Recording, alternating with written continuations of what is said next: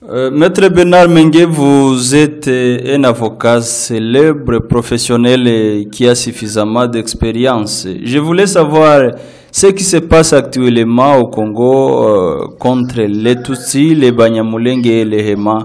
On peut les considérer comme un génocide ou quoi selon les droits?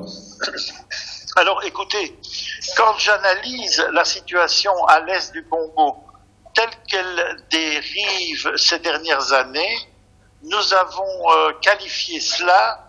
Comment avez-vous trouvé la justice congolaise? Est-elle indépendante? Alors, écoutez, il y a beaucoup à dire sur la justice congolaise. La fois passée, on a vu les mouvements M23 qui accusaient la MONUSCO, qui est les forces des Nations Unies, d'avoir collaboré officiellement avec les FARDC ensemble avec les FDLR. Des situations où des mercenaires engagés ont collaboré avec des milices privées, Nyatura et Wazalendo, donc pas des forces armées de la République démocratique du Congo.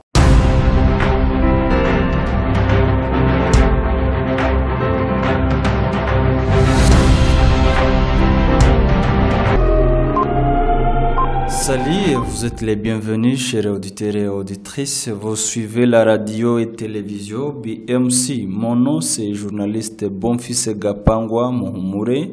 Je suis à Nairobi. Aujourd'hui, nous sommes le 2 février 2014 à 11h de Nairobi. Dans mon émission d'aujourd'hui, je vais être avec Bernard Mengue. Il est en Bruxelles, c'est en Belgique. Je vais être avec lui à la ligne téléphonique, comme ça nous allons essayer d'avoir ensemble ou de parler sur ce qui se passe actuellement en République démocratique du Congo. Je vais composer alors son téléphone pour voir s'il est déjà à la ligne. Et immédiatement, on commence notre émission avec lui. Restez attentifs.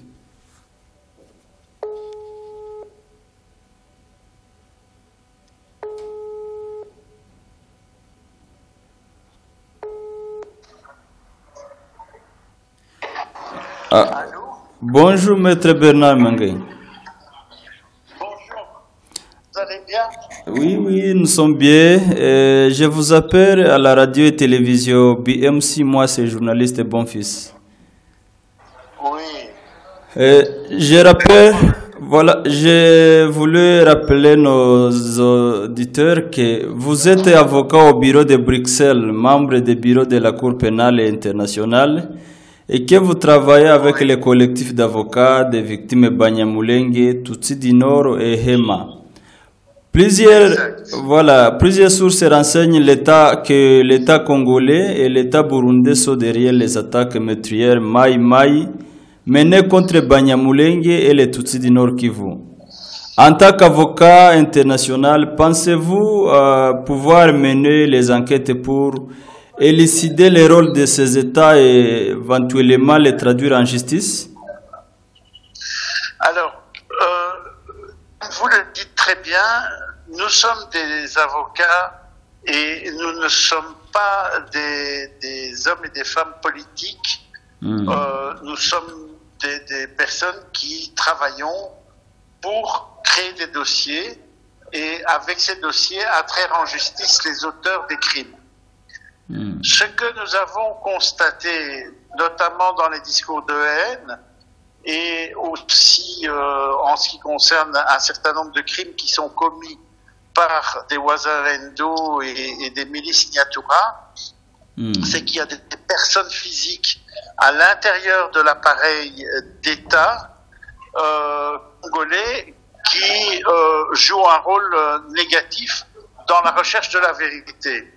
Donc c'est comme si ces dossiers étaient un peu discriminés, traités de façon moins objective. Et donc cette question-là n'est pas une question simple, mais nous avons constaté que des auteurs de discours de haine, je pense par exemple à M. Vira, ont bénéficié de soutien officiel, notamment de la ministre de la Justice, alors que le discours de haine est parfaitement identifié. Nous avons aussi constaté que des crimes ont été commis nous avons déposé des plaintes et ces plaintes n'ont pas été instruites. Donc il y a des éléments qui nous font croire qu'à l'intérieur de l'appareil d'État, des personnes soutiennent les crimes qui sont commis à l'encontre des civils, membres des communautés que nous défendons. Maintenant, une fois que l'on a dit, et il faut examiner et résoudre une question très importante pour tous les techniciens du droit, c'est jusqu'où on peut aller dans la chaîne de la hiérarchie pour voir à partir d'où commence la protection des criminels et jusqu'où elle remonte. Et donc ça, c'est un travail sur lequel nous allons nous atteler, mais c'est aussi le travail des enquêteurs, parce que les enquêteurs qui avancent aujourd'hui, que ce soit au Congo ou peut-être demain les équipes d'enquête de la Cour pénale internationale, la question de la ligne hiérarchique et de la structure de décision va certainement être posée sur le plan technique. Maître Bernard Mengue, vous avez tenté de traduire en justice quelques politiciens et officiers militaires congolais, mais la juridiction congolaise s'est avérée incapable de les poursuivre et de le jurer. Pourquoi ne pas saisir les cours pénales internationales? C'est fait. Donc en réalité, les plaintes que nous avons déposées au Congo, nous en avons adressé copie à la Cour pénale internationale. Et nous avons deux instances internationales qui pourraient être éventuellement amenées à statuer sur ce dossier. Une instance qui est la East African Court of Justice, qui peut constater un manquement d'un des États. Et c'est aussi le cas de la Cour pénale internationale où le procureur pourrait ouvrir des enquêtes préliminaires concernant ce qui se passe à l'est de la République démocratique du Congo. Il n'est pas exclu d'ailleurs qu'il le fasse à un moment donné, parce qu'un des critères de compétence et d'action de la Cour pénale internationale, c'est l'absence d'intervention des autorités judiciaires et policières locales. Et ça, pour l'instant, vu les plaintes que nous avons déposées, nous pensons qu'on se dirige vraiment dans cette direction-là. Nos clients ont droit à la justice, ont le droit à être entendus en justice, et s'ils ne l'obtiennent pas dans des conditions de procès équitables dans les instances nationales, ben, ils ne pourront que se retourner vers les instances internationales. La fois passée, vous avez organisé les conférences ici à Nairobi. Vous avez suivi les témoignages des victimes. Après tout ce que vous avez fait ici, qu'est-ce qui évolue pour le moment et quel espoir que vous pouvez donner à la population congolaise qui passe toujours dans les souffrances? Alors, écoutez, moi je pense que vous savez que nous avons aussi après ça pu, et c'est quand même aussi un signe positif, faire une conférence de presse à Kinshasa où nous avons été très très gentiment reçus par la presse, par les instances de la société civile, par des amis congolais qui n'étaient pas membres des communautés que nous défendons et que nous représentons. Et ce que je peux vous dire, c'est que nous pensons quand même que le travail que nous faisons, qui est un travail de documentation juridique très rigoureux, très précis, fait bouger les lignes des opinions et que tout doucement, des gens se sont émus de la situation à l'Est concernant, et je précise bien, les civils dont nous assumons la défense et que nous représentons en justice. Et donc, il y a vraiment une évolution des opinions par rapport au climat d'épuration ethnique dans lequel ces trois communautés vivent, et il ne faut pas exclure du tout qu'à un moment donné, ça se concrétise autrement. D'ailleurs, pour votre information, le haut-commissaire aux droits de l'homme des Nations Unies a pris une position où il a exprimé son immense inquiétude concernant ce qui se passe à l'Est. Donc nous avons un discours qui est double, qui est un discours de technicien du droit de recherche des criminels, et nous pensons que nous avons les moyens d'assister la justice, qu'elle soit nationale ou internationale. Je pense que la crédibilité du travail des membres du réseau a été reconnue maintenant par des acteurs de la communauté internationale. Et puis nous avons un autre discours qu'il ne faut quand même pas sous-estimer, qui est le discours de l'état de droit, c'est-à-dire de dire que la finalité de l'état de droit, c'est de permettre à tous les membres de la communauté résidente ou nationale de se retrouver entre eux et de se respecter mutuellement dans un climat d'empathie, dans un climat de respect, dans un climat d'état de droit, de non-corruption. Et donc ce discours-là aussi reçoit un écho très favorable de beaucoup de monde. Nous allons rester sur ces deux lignes-là parce que nous sentons que les lignes d'opinion bougent, ce qui n'est pas simple évidemment dans la situation de conflit militaire que vit l'Est du Congo, et nous sommes sensibles à cette situation, mais nous maintenons haut le cap et nous pensons que de plus en plus de monde nous écoute. D'ailleurs, vendredi prochain, nous serons à Bruxelles au Press Club et nous allons refaire une nouvelle conférence en montrant que les crimes contre ces trois populations se poursuivent malgré le séminaire de Nairobi, malgré les efforts que nous avons posés, et nous allons redéposer de nouvelles plaintes et transférer de nouveau ces informations au procureur à la Cour pénale internationale. Maître Bernard Mengue, vous êtes un avocat célèbre, professionnel et qui a suffisamment d'expérience. Je voulais savoir ce qui se passe actuellement au Congo contre les Tutsis, les Banyamulenge et les Hema. On peut les considérer comme un génocide ou quoi selon les droits?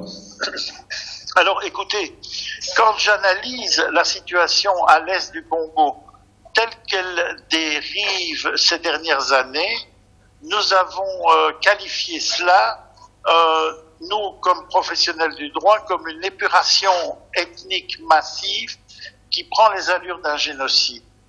Donc, qu'est-ce qui se passe dans les trois communautés? Vous avez vraiment, depuis de très nombreuses années, un affaiblissement structurel marqué par les assassinats, l'épuration, l'expulsion. Donc c'est quelque chose qui se fait lentement, mais très sûrement. Si vous regardez la communauté Banyamulenge, voyez le nombre de personnes qui étaient dans Minembwe, dans les hauts plateaux de cette région-là. Il y en a de moins en moins, il en reste, il reste 45-50 000 personnes qui vivent toujours à Minembwe, mais ce groupe décroît. Vous savez ce qui a été fait pour les empêcher de voter, pour les empêcher d'avoir une représentation. Ils n'ont plus de représentation maintenant. Si vous regardez les Tutsis du Nord Kivu, vous savez que sur le plateau de Massissi, ils ne sont plus que quelques petits milliers de bouviers, mais l'essentiel de ces gens ont fui le Nord Kivu. Et si vous regardez la communauté Emma, mais la puissance de feu des Codeco pour les détruire et les démolir, y compris dans des camps de réfugiés où ils sont et où ils ont été attaqués, démontre que on veut les marginaliser.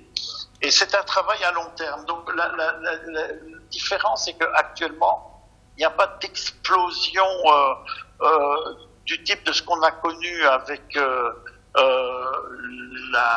le génocide de 94 contre les Tutsis au Rwanda, mais on a un véritable phénomène d'éradication.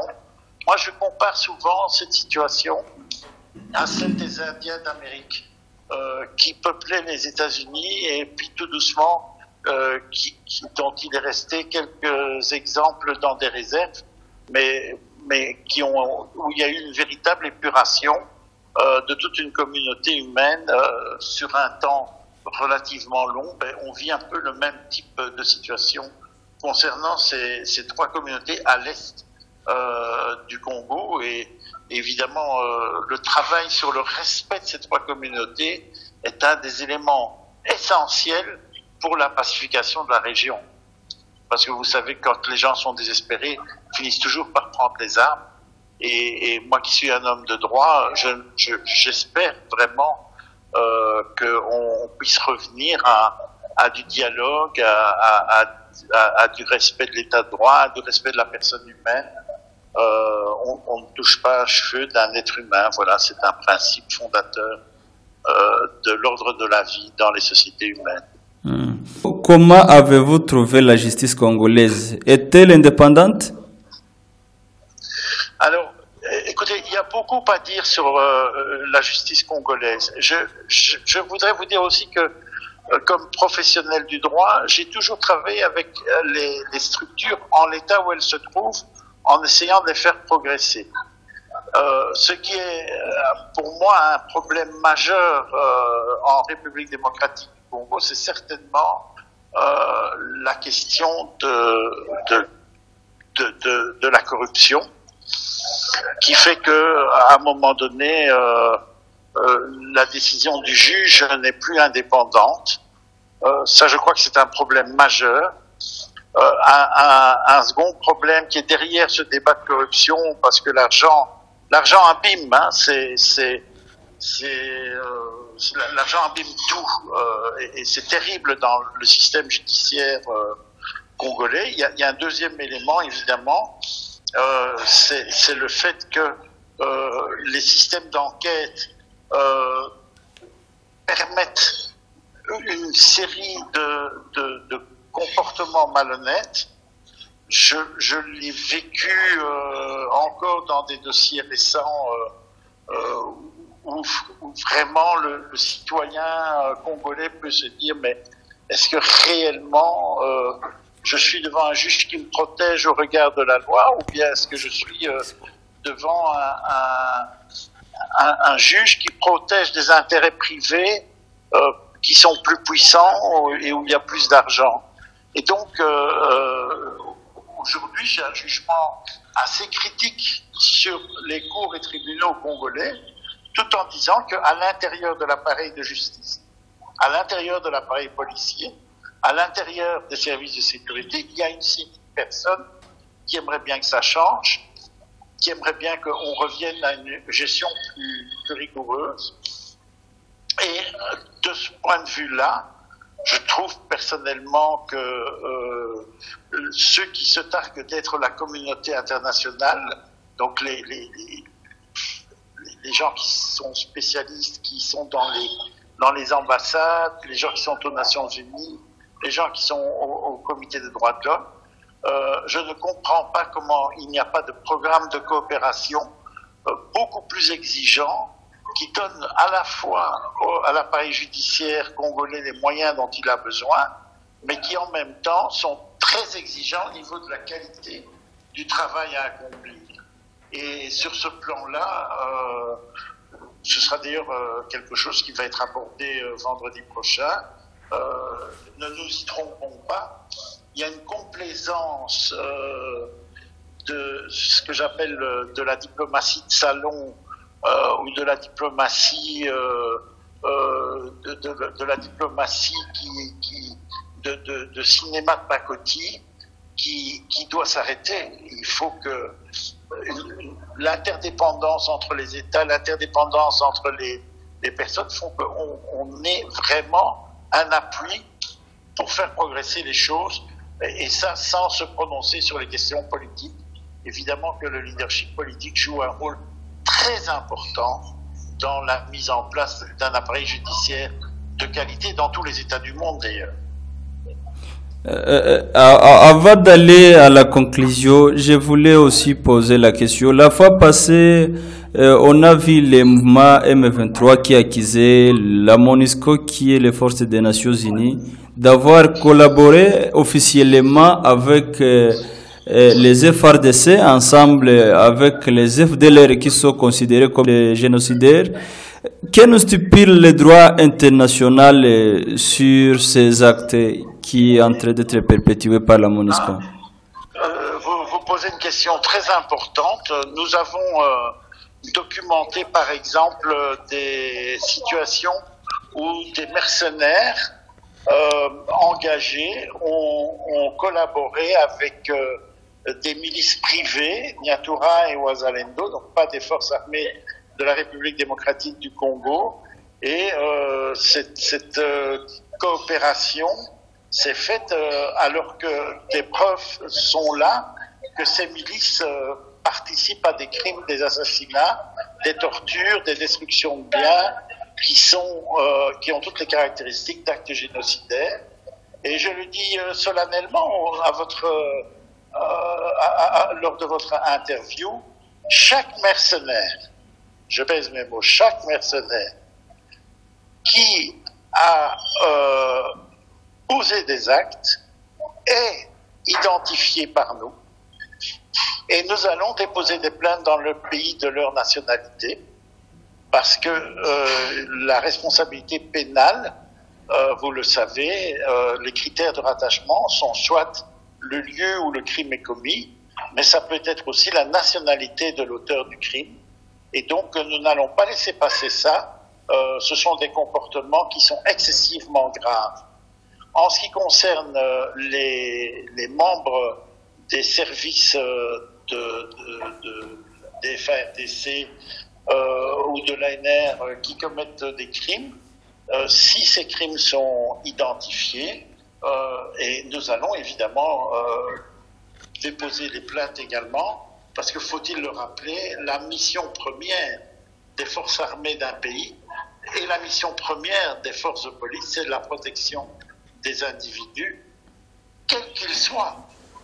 Ça peut être l'individu étranger qui est de passage sur le territoire du pays, ça peut être l'individu qui a des parents depuis 3 ou 4 générations dans le pays, ça peut être l'individu qui a acquis la nationalité récemment, qui que ce soit mérite la protection, et si les crimes sont commis et qu'ils sont documentés, et c'est tout le débat sur le droit de la preuve que nous voulons respecter scrupuleusement, mais si les crimes sont documentés, les poursuites doivent être engagées.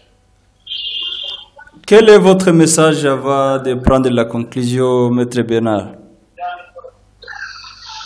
Mon message, il est double.